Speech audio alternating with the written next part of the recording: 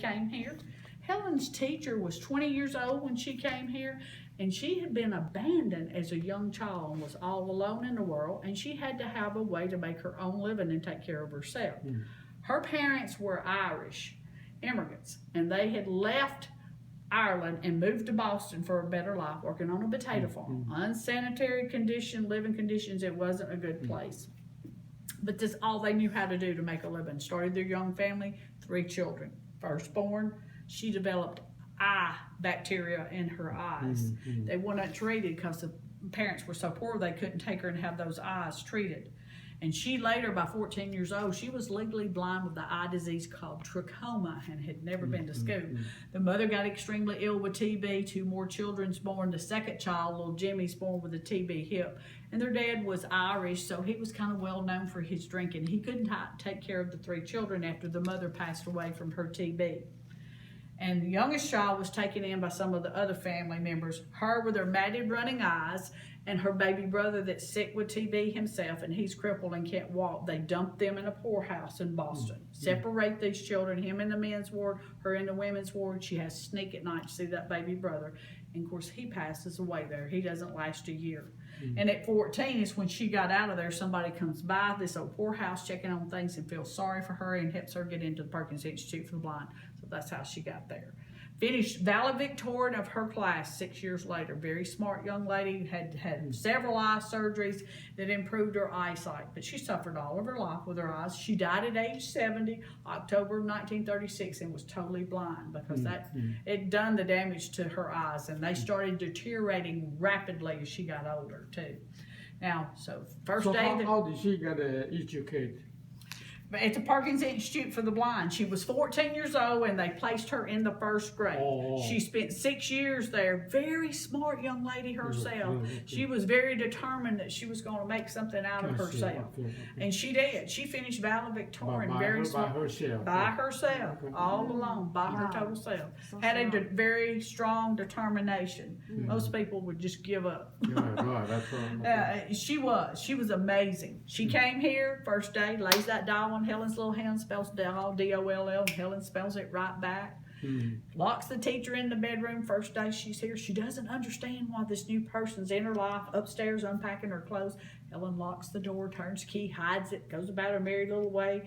And the teacher is so aggravated and so embarrassed that she let a 6-year-old lock her up. That teacher sat up there for quite a while. Nobody knew she was locked in the bedroom. They kept wondering why she's not come down to eat. The captain finally goes up there to check on that teacher, and he finds her locked in that bedroom. Has to go get a ladder from the barn, put it 2nd story window, and the teacher has to actually climb out the window. When y'all go upstairs, Helen and Ann Sullivan's bedroom's on the left. You have the big bed, little bed, and the desk, and that's the window the teacher has to climb out of. Second day the teacher's here, they have the huge food fight in the dining room. Helen's eating out of everybody's plate. Teacher puts a stop to it because none of the children at the Perkins Institute for the Blind that she'd been working with ate that way. And the captain yells at the new teacher after she had slapped Helen on the hand telling her no, and the teacher says, "But you brought me here to be your teacher. Can't teach her unless I can discipline her." And she is 6 years old. She needs to learn how to eat like everybody else. She politely asked the whole family, I don't know if it was politely, but she asked the whole family to leave the dining room so she could start working with her. They needed to start now. And they kind of got upset with her, but she locks both doors and works hours with Helen, and Helen fights her horribly. They break dishes, food on the floor, they destroy that room. She finally has Helen eating like everybody else, and the teacher tells Mom and Dad, and they're in shock. Miss Kate, the little southern belle of the plantation, she said she folded a napkin and put it in her lap. Yes, ma'am. At this point is when the teacher starts begging Mom and Dad, I need to take Helen away out of the home and work with her. That's the captain once again yells at the teacher, that's not what you were hired to do. You were hired to teach her right here in the home. Teacher didn't give up. She comes back 2 weeks later and asks the parents again. She says, okay, the cottage here by the house is furnished. Nobody's using it. I want to take Helen over there. Helen be dependent on me for everything. They finally give in. You got 10 days. Taught her to string beads and do needlework in those 10 days. Now, in the movie, they load her in a carriage, ride around on 640 acres, round and round, so Helen thinks she's a long way away from home. I don't know how well they fooled her, because as Helen goes off to school with this new teacher, they later learn she has an IQ of 160. Oh. Her baby sister grows up to be a school teacher in Montgomery, Alabama. Her baby brother, who was born 10 years later while she was away at school at the Perkins Institute for the Blind, he moves off to Dallas, Texas as an engineer and builds big bridges. So they all very smart. But the teacher had only been here 1 month and 2 days. They were at the pump, repeatedly pumping that water. That teacher's time was up. The 10 days was up with the family. So she was a little frustrated as she was pumping water over Helen's hand, spelling water, W-A-T-E-R, water, W-A-T-E-R. Helen writes in her first book, Story of My Life, that she wrote the first year she was at Radcliffe, sister college to Harvard University. First deaf and blind to graduate from a college. Is that cool? Something flows over my hand. I have one flash memory of Wawa from 19 months old. And that's when it clicked for Helen. Helen realized she had a way to learn. This was not a finger game that they had been playing. That's what Helen thought all this time. It finally clicked. Helen got excited. Touch an object, come back to teacher. Teacher, spell it.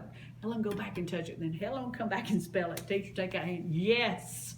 It was 30 words, one right after the other. Run and touch an object, come back and forth, back and forth. Teacher's yelling for mom and dad to come out the back door. She knows, she knows. And of course, they're all excited. And of course, this is when this little teacher, now, you already heard her sad story. She did come here with a little guarded heart. She never loved anybody again. This is when the bonds form between teacher and student.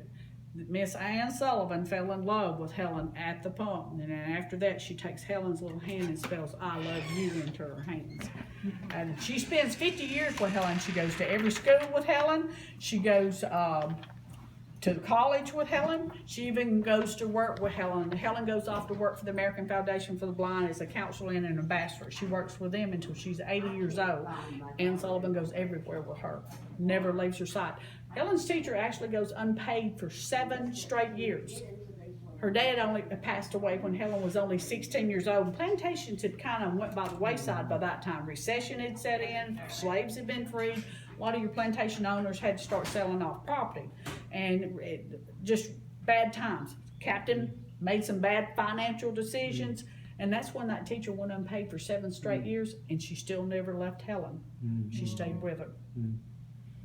All right, let's step over here. So and I'm gonna tell you. how long they hadn't known how to do the water? I mean, when after she took off with it. Well, she goes to the Perkins Institute for the Blind, and then she goes off to 2 more schools in New York and Boston for the deaf and blind, learns to read Braille in 6 other languages.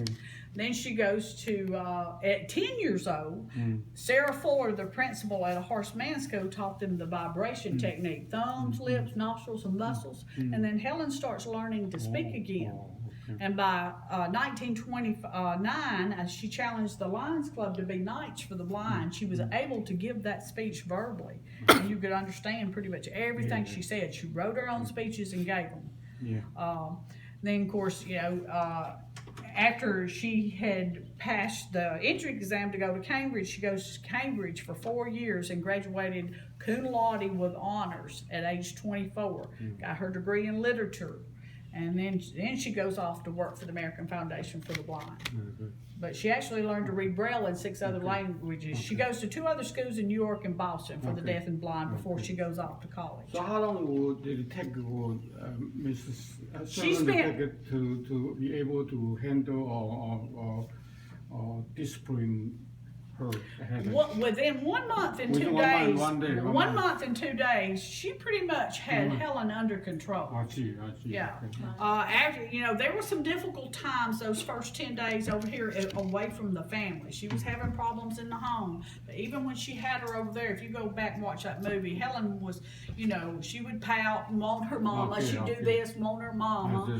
But once they had that breakthrough at the pump, 1 month and 2 days, April the 5th, Helen was a total different child. She could not learn fast enough. And she was constantly just grabbing onto everything.